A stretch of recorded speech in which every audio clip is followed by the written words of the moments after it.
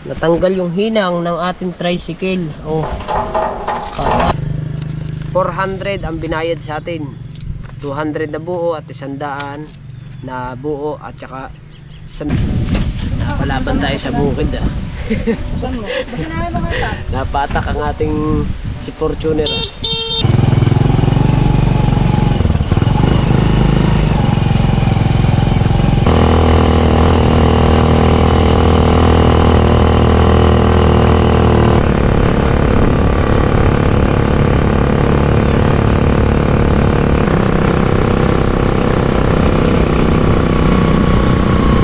Alright, so mga kabansot, siyempre bablog ko to.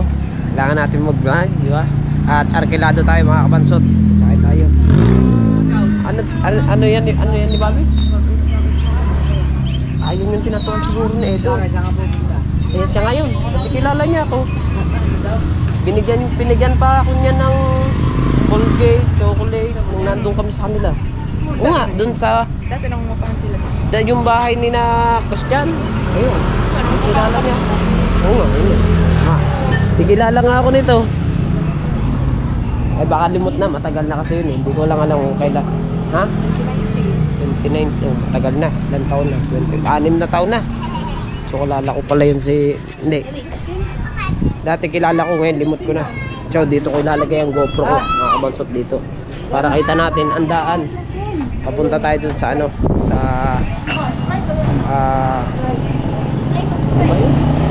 bukid ang paghahatidan natin. Medyo malayo-layo tayo ng konti. Kaya ilalagay ko dito ang ating GoPro para kita natin ang daan.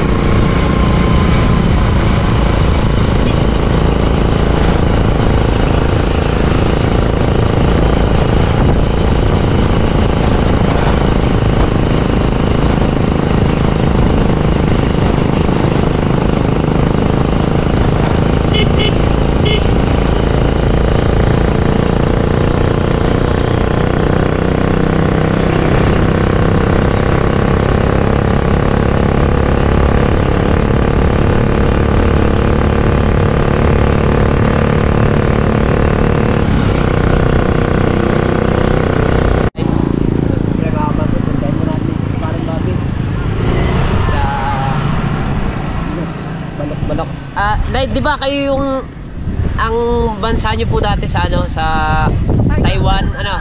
Yun nga. Kaya sabi ko parang naalala ko si nanay. So ang hatid natin mga kabansot, sa bukid tayo maghahatid sa Tala. Sina nanay. Diba? May iniintay lang kami dito para diretso na kami. Diretso na ulit kami biyahe pag ganun sa Tala ulit.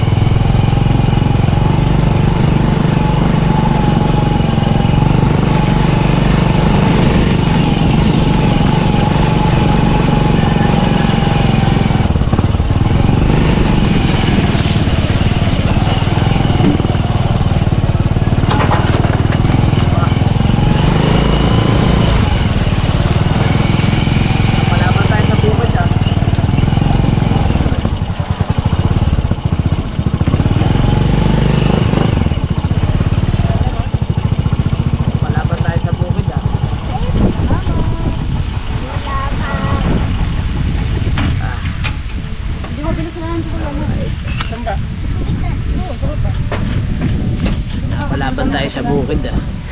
Saan mo? Basta namin makita. Napatak ang ating si Fortuner ah. Ayos lang yan. Pasahero, siyempre. Diba?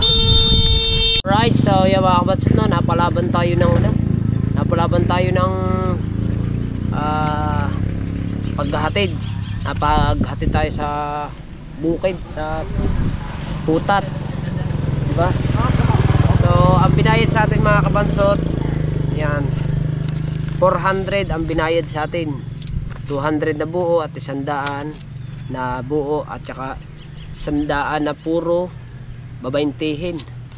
So, siyempre, napalaban si Fortuner mga kabansot.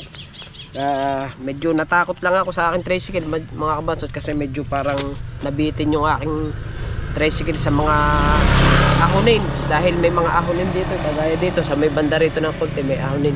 Ang pinaghatidan natin mga kabansot ay Barangay Tala. Pinasok pa dun sa loob kaso hindi na ako nakapasok hanggang dun sa may loob ng papunta talaga dun sa bahay nila kasi gawa ng medyo makipot na ang daan. Kaya sabi ni paring Bobby, yun naman ay kumpare ko, kaya hindi ko na siya siningilan ng malaki mga kabansot. Sabi ko kasi hindi naman iba, bahala ka na kung magkano gusto mong ibigay sa akin. Ay arkilado daw nila ako eh. Sabi ko bahala na kung magkano. So binigyan naman tayo mga kabansot ng 400. So yun ang ating kanina nakabiyahe na ako ng 30 pesos. Bago ang kasunod nating biyahe ay arkilado nga dito sa Tala. So biniyaran tayo ng 400 pesos. So ngayon ay babiyahe na ulit ako pa uwi. Let's go! So let's go mga kabansot. Biyahe na tayo.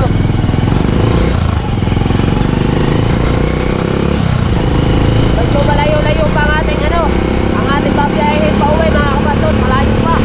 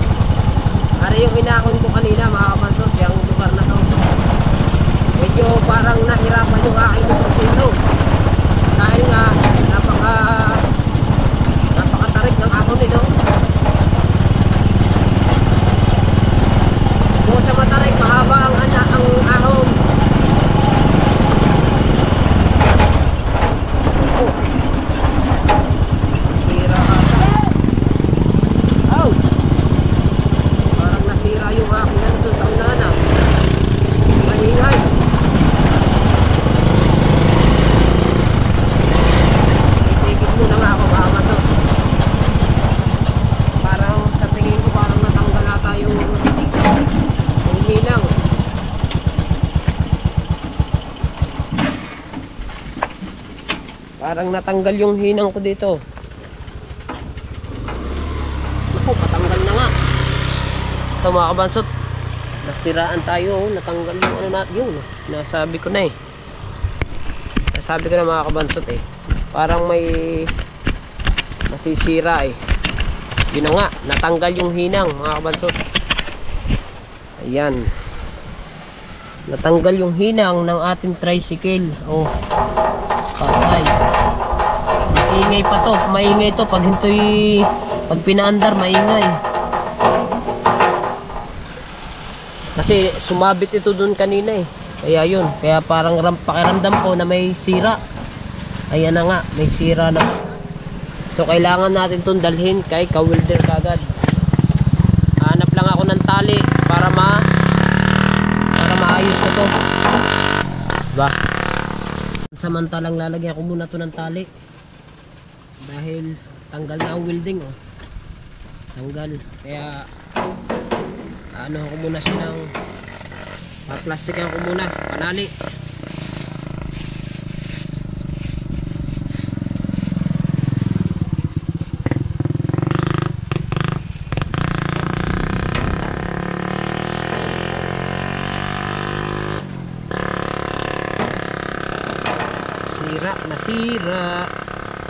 Nasira, naputol. Kaya kailangan natin tong talian muna. Pag ako'y nakakita ng magandang tali dun sa daan, saka ako na lang uli babaguhin. Bago pag nakauwi na ako sa Bukana, pauwi-welding ko kay Kuya RJ, kay ka-welder. Saglit lang naman to.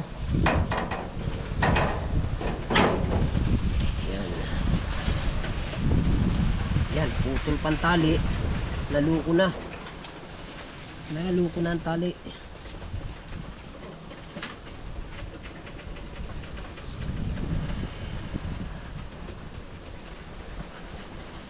Naluko na ang tali. Pambihira. Medyo maingay pa naman to pagka hindi mo nilagyan ng tali.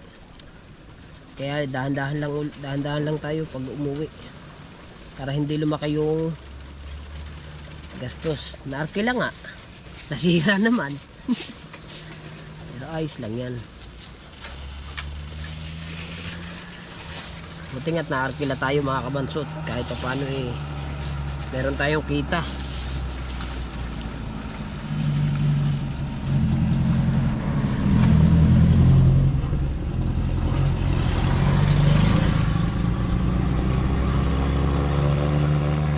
Nasiraan pa tayo sa daan. Right, so yan, okay na. Lagyan ko muna pansamantala ng tali. So yung naihatid nga pala natin mga kabansot, taga Taiwan yun. Yan, at ako yung uwi na. Hindi ko na bablog yung pag-uwi mga kabansot. Tayo magdadahan-dahan lang tayo pa uwi. Let's go mga kabansot. Kita-kits na lang tayo dun sa ano, kita-kits na lang tayo sa Bukana. Dahil kailangan natin dahan-dahan muna ang takbo natin mga kabansot. Alright, so mga kabansot, nandito na tayo sa Bukana. At nakailangan ko yan. At papawelding ko muna rin. Tanggalin ko na.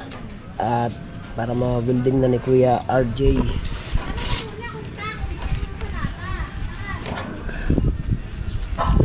Kuha mo na nga ako ng ano.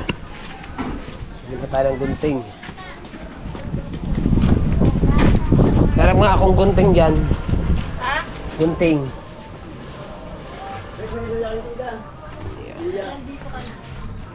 Gunting. Ayan. Ayaw ah.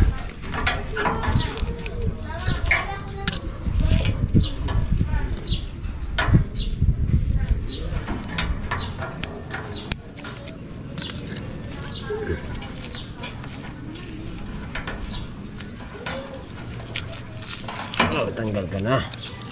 Ang hirap naman tanggalin. Yun. Tanggal na siya. So kailangan natin ito ipawelding. Pasasapian ko na nga ito dito. Palalagyan ko na dito para hindi makakita. Ayan. sasapian ko na nga dito para hindi na siya maputol. Ito kasi, ito paano na rin to, kakunti na rin din to. Maliit na kasi ari. Dapat ari yung pangkapit, yung nagdaano sa kakapit sa kanya, maliit na. Dapat ari pinapapalitan na, diba? Kasi natanggal na. Yan, dapat yan, ganyan yan. Yan, ganyan dapat para okay kayo. Alright, so nakain lang ako yung RD at ako kakain na rin. Tanggal na? Oo, natanggal ko na. So mga kabasot, papa-welding ko na kay RD at tinanggal ko muna ito. Ito kasi yung sa CDI yan eh. At dito, palalagyan ko na rin din eh. Dahil medyo maano siya eh, medyo magalaw. Mauga-uga ng konti eh.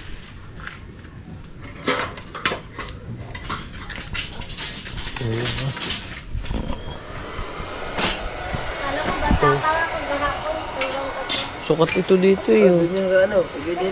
Oo. Sabi din eh, Araya dito. Hanapin niyo sa akin mo. Hanapin niya yan. Lasing na eh. Alasing na ba?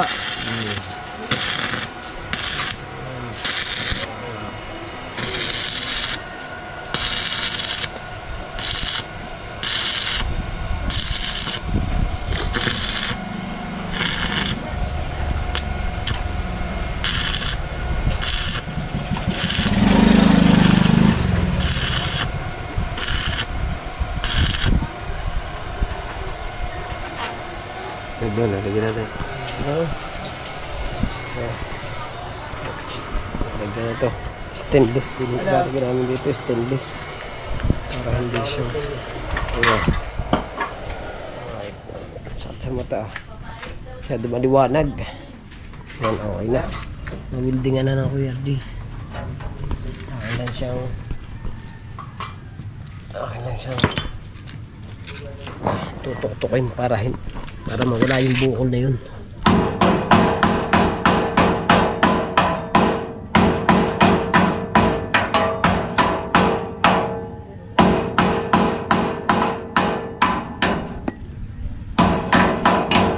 Ayan. Ayos. Nawildingan na. Yun naman, hahanap lang ng stainless ang Kuya RD. Ito, stainless to eh. Stainless to eh, maliit lang. Ito stainless kaso maliit. Kailangan malaki-laki ng konti.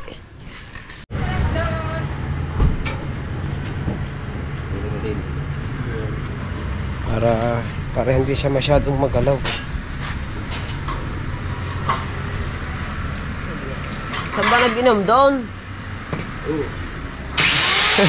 Pero nakakasana. Nakakasana. Tapos na? Tapos na.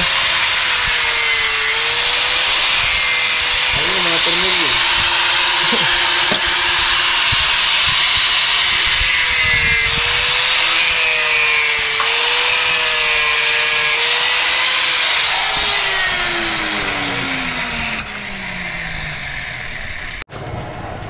Ibig mo natin.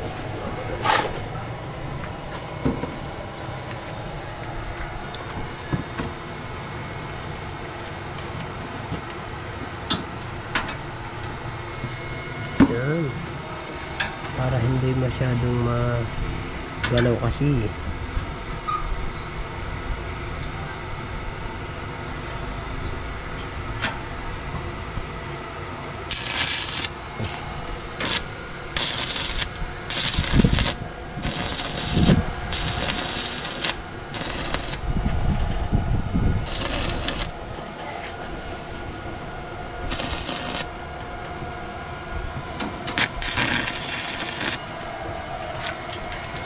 Mata.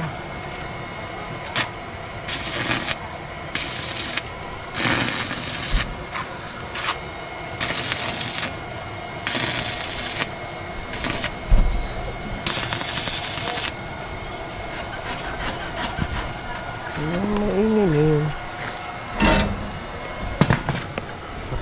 Diyos. Ay, maingin yun. Ha? Ay, dito siguro yun. Tornilyo siguro. Dito. Pari yun. Pari siguro yun. Hindi. Ito kaya nakikik mo. Ayun, ay, ayos na. Basta nakikik na lang siya. Oh, no? Oh!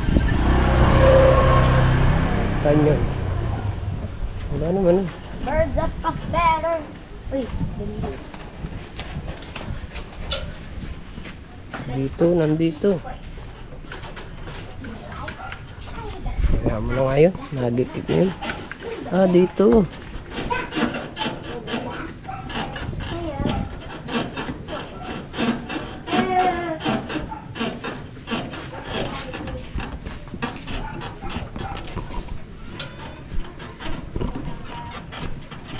Alright. So, Kuya Jay, magkano? Ha? Ha? Kwenta. Patayong 50 pesos para bayad na tayo. 50 pesos only. Ano yung sunog na yun? May amoy sunog na sinaing. Wala ka 50 mga kabansot.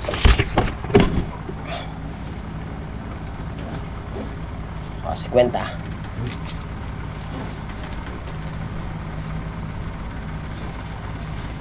Alright.